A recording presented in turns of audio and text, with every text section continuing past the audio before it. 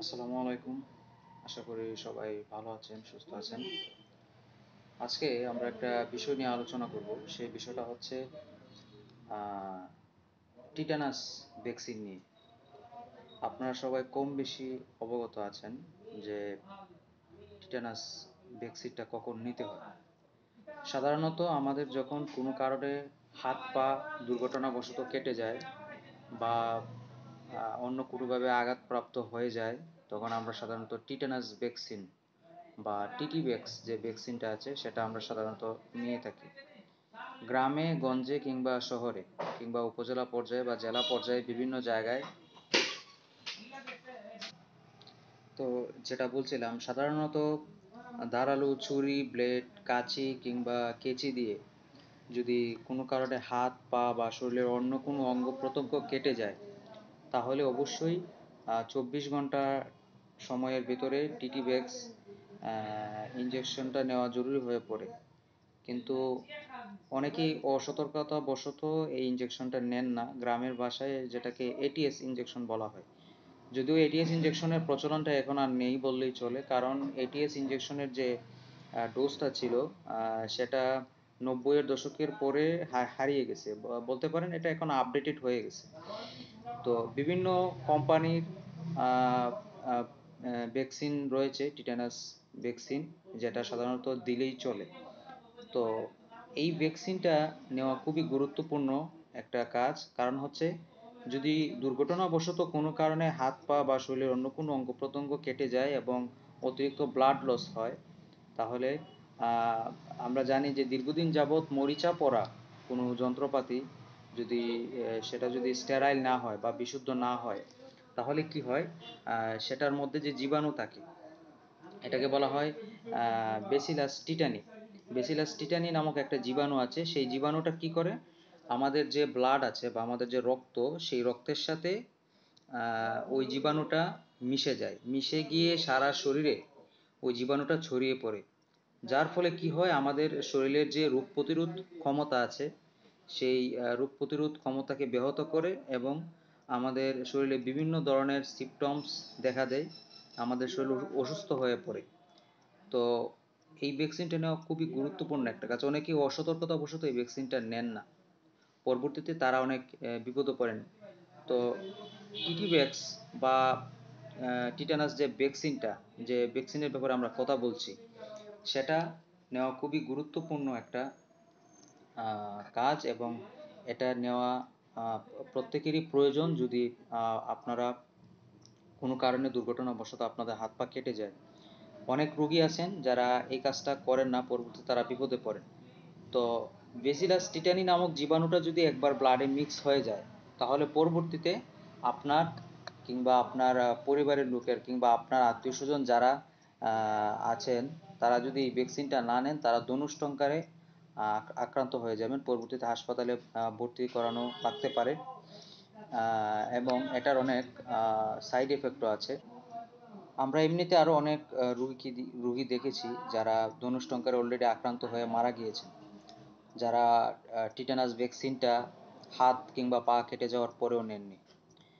তো ধরেন একটা রুগীর, ফর এক্সাম্পল আমি যদি উদাহরণ দিয়ে আপনাকে বোঝাই, ধরেন একটা রুগী হাত কেটে গিয়েছে, হাতের কোনো একটা অংশ উনি কেটে ফেললেন কিংবা ধরেন আঙুল কেটে ফেললেন। উনি যদি 24 ঘন্টার ভেতরে টিটানাস ভ্যাকসিন ইঞ্জেকশনটা উনি না নেন, তাহলে যে জিনিসটা হবে, ওখানে জীবাণুটা ছড়িয়ে পড়বে। বেসিলাস টিটানির যে জীবাণুটা আছে সেটা ব্লাডে মিক্স হয়ে যাবে। পরবর্তীতে ওই যে আক্রান্ত স্থানটা, সেটা মাংসপেশিগুলো শক্ত হয়ে যাবে। মাংসপেশিগুলো শক্ত হয়ে যাবে, ওখানে ইনফেকশন হয়ে যাবে। ইনফেকশন হওয়ার কারণে যে জিনিসটা হবে, ওখানে ধীরে ধীরে ইনফেকশন হয়ে পচন শুরু হয়ে যাবে। পরবর্তীতে ওই যে জীবাণুটা যেটা শরীরে অলরেডি প্রবেশ করে গেছে, ওইটার কারণে শরীরে জ্বর আসতে পারে।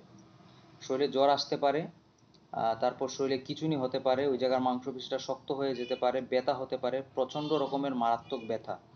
যে ব্যথাটা সাধারণত আমরা জ্বর হলে তো আমরা সাধারণত বিভিন্ন ধরনের ওষুধপত্র খাই, দেখা যাবে যে প্রাথমিক চিকিৎসা নেওয়া সত্ত্বেও ওই জায়গাটা, যে মাংসপেশিটা, যে ব্যথাটা, সেটা সাধারণত কমছে না। তারপর যে জিনিসটা হবে, ওই জায়গাটা ইনফেকশন হয়, পুষ জমে যেতে পারে।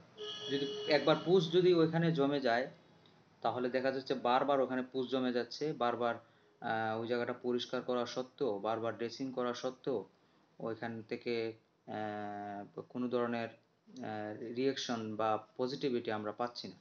ওই গাটা সহজে শুকাচ্ছে না, গাটা সহজে শুকাবে না, নানা ধরনের প্রবলেম ক্রিয়েট করবে ওখানে, বিভিন্ন ধরনের চুলকানিও হওয়ার একটা আশঙ্কা থাকে। এই কারণে কোনো কারণে যদি আপনার কিংবা আপনার ফ্যামিলির কিংবা আপনার আত্মীয় স্বজন কিংবা বন্ধু বান্ধব যারাই আছেন, যদি কোনো কারণে অসতর্কতাবশত হাত পা কেটে ফেলেন, তাহলে অবশ্যই অবশ্যই আপনাদেরকে টিটানাস যে ভ্যাকসিনটা আছে সেটা অবশ্যই নেওয়া জরুরি।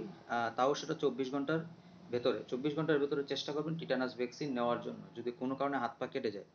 হাত পা কীভাবে কেটে গেলে আপনারা টিটানাস ভ্যাকসিনটা নেবেন?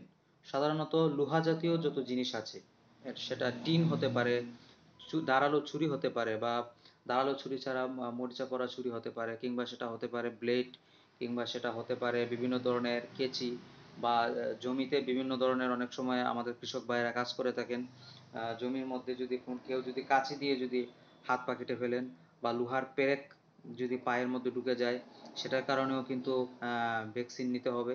কিংবা সাধারণত সিজারিয়ান বেবি হাসপাতালে যে সমস্ত মায়েরা সিজারিয়ান অপারেশনের মাধ্যমে বেবি হয়, তাদেরকেও অনেক সময় টিটি ভ্যাক্স ইঞ্জেকশন দেওয়া হয়, বা টিটানাস ইঞ্জেকশনটাও দেওয়া হয়, সেটা হাসপাতাল কর্তৃপক্ষই দিয়ে দেয়, সেটা সাধারণত হয়তোবা তাদেরকে অনেক সময় জানানো হয় না, কিন্তু দেওয়া হয়।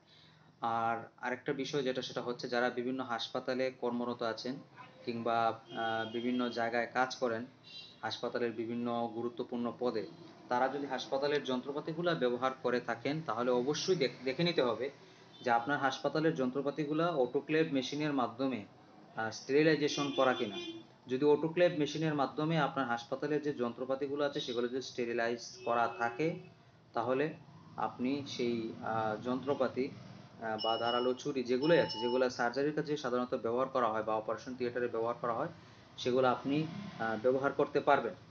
তো মুদ্রা কথা হলো, হাত পা কিংবা শরীরের কোনো গুরুত্বপূর্ণ অংশ যদি কোনো কারণে কেটে যায়, তাহলে অবশ্যই আপনাকে 24 ঘন্টার ভেতরে একটা টিটানাস ভ্যাকসিন নিতে হবে। টিটানাস ভ্যাকসিনের বিভিন্ন ব্র্যান্ড ভ্যালু আছে, মার্কেটে বিভিন্ন কোম্পানির টিটানাস ভ্যাকসিন পাওয়া যায়, আপনার যেটা ইচ্ছা আপনি সেটা নিতে পারেন, তবে অবশ্যই 24 ঘন্টার ভেতরে নিতে হবে।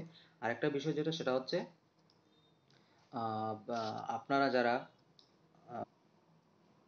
আপনারা যারা অলরেডি এ ব্যাপারে জানেন, অন্যদেরকে সতর্ক করে দেওয়া কিন্তু আপনাদের একটা গুরুত্বপূর্ণ দায়িত্ব এবং কাজ। আপনারা অবশ্যই অন্যদেরকে জানিয়ে দিবেন এই টিটানাস ভ্যাকসিনের ব্যাপারে।